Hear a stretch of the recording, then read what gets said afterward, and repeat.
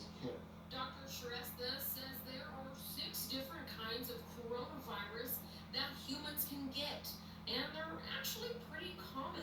However, COVID-19, the one from China, our bodies have not seen before. When there was Ebola, we were prepared for Ebola.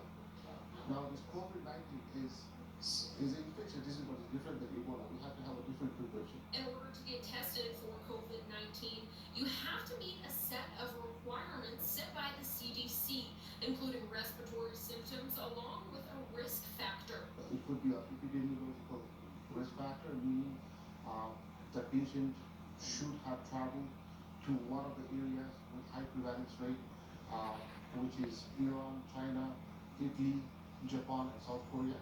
Once you meet the criteria, we actually run a test in our hospital called vital respiratory panel, making sure that patient does not have any other viral infection that can cause similar symptoms like influenza or rhinovirus, any of those. If all of those are ruled out, then Covenant Health can take a sample and send it off for testing. What we don't want them is to all these people get infected at the same time and come to the hospital and overwhelm the healthcare system. Which is where the cancellation of large events comes into play. It's known as flattening the curve. So if that happens, what happens is even the patient who have not received will not get proper medical attention and will increase morbidity and mortality.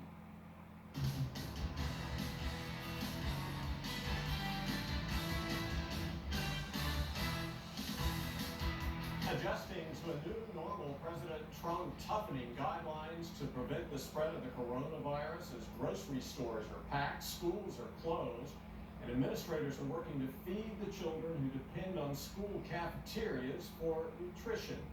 President now urging everyone to avoid gatherings of more than 10 people. Good evening and welcome to the Fox 8 6 o'clock news. I'm Neil McNeil. And I'm Katie Nordine. One of the main warnings this evening is to practice what is called social distancing. It is recommended you stand about 6 feet apart from others in order to not spread germs, which is why you won't see Neil and me sitting together at the anchor desk for a while.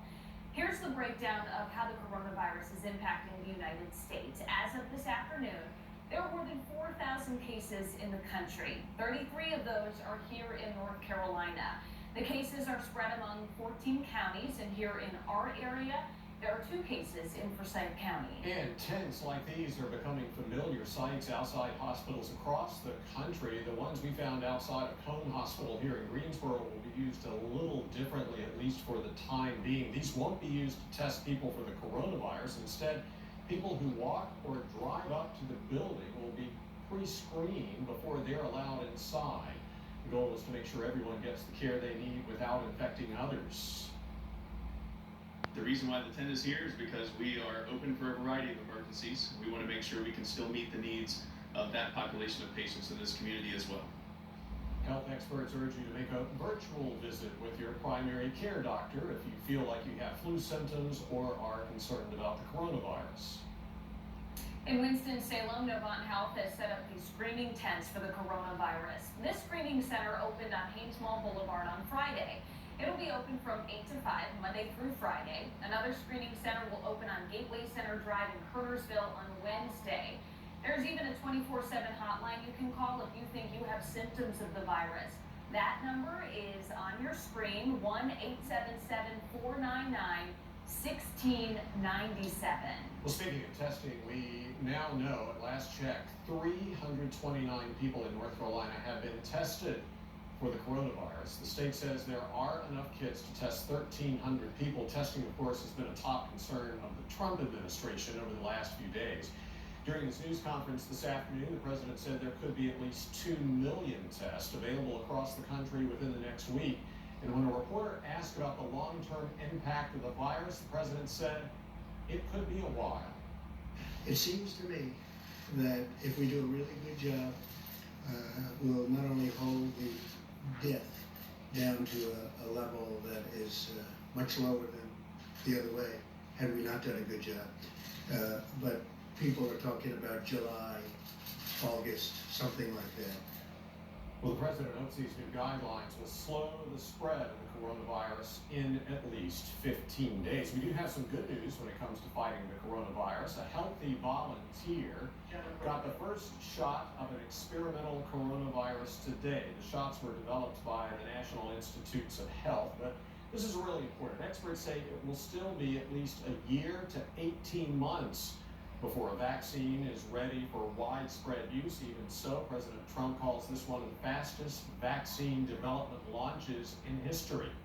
Researchers are also working on antiviral therapies and other treatments to reduce the severity and duration of coronavirus symptoms. Another point during the news conference focused around the drastic drop of the stock market. The Dow ended the day down nearly 3,000 points. It is the worst one-day point drop in history. And right now, members of the Winston-Salem Forsyth County Board of Education are talking about the coronavirus. They're meeting and focusing on a plan on how they plan to move forward while schools are out. Fox 8's Daniel Pierce here live outside that meeting. And Daniel, the one thing school leaders told us that they are committed to is making sure no child goes hungry.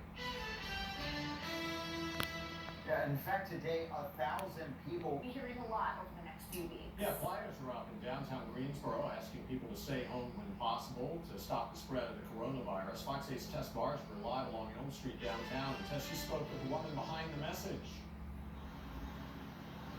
I did, Neil, and she tells me that it's been frustrating seeing people out and about and not adhering to the guidelines about limiting contact as much as possible. Now, you can see on Elm Street here, the sidewalks are pretty much empty this evening, and that's how she's hoping it's going to stay going forward. Madison Hill created these signs you see about flattening the curve, referring, of course, to the number of cases of coronavirus. Madison's twin sister is immunocompromised, and after a few reported cases in our state, she had to shut herself inside her home in quarantine.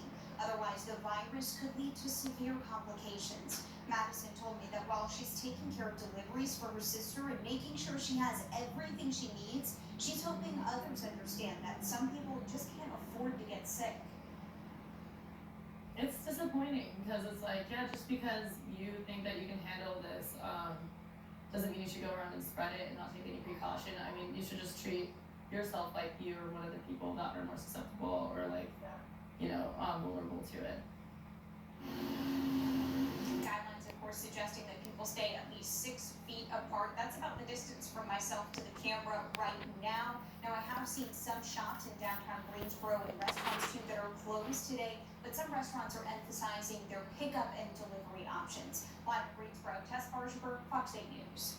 Yes, thank you. While students are not on campus, Elon University taking a proactive approach to preventing the spread of COVID-19. The school posted these photos on Twitter of newly rearranged furniture for the sake of social distancing in one of the buildings there on campus. Well, a popular place for people to read, learn, and hang out in High Point will be closed for a while. The city tweeting this announcement today, and until further notice, the High Point Public Library, along with all city recreation centers, the High Point Museum, and the High Point Theater are closed. It's all in an effort to prevent the spread of the coronavirus. The Salvation Army of Greensboro making some safety changes. Starting today, its Center of Hope will be placed in self-quarantine for 2 weeks. Once that period is over, they will reevaluate. All worship services and church activities are now suspended. All boys and girls clubs in the city will be closed until further notice. And their food pantry will operate on Tuesdays and Thursdays. All right, we're getting ready to see some crazy changes in the weather world. We've got a front in the area now that's going to bring some shower chances tonight. But later in the week, we're going to have the warmest weather we've had so far this year, and it's going to really jump up on Friday. But within 2 days, you're going to think it's January again. Big changes coming in a 2-day span. I'll show those to you next. And scammers are nothing new, but they're trying to take advantage of you during this time of concern. They're using the coronavirus to rip you off.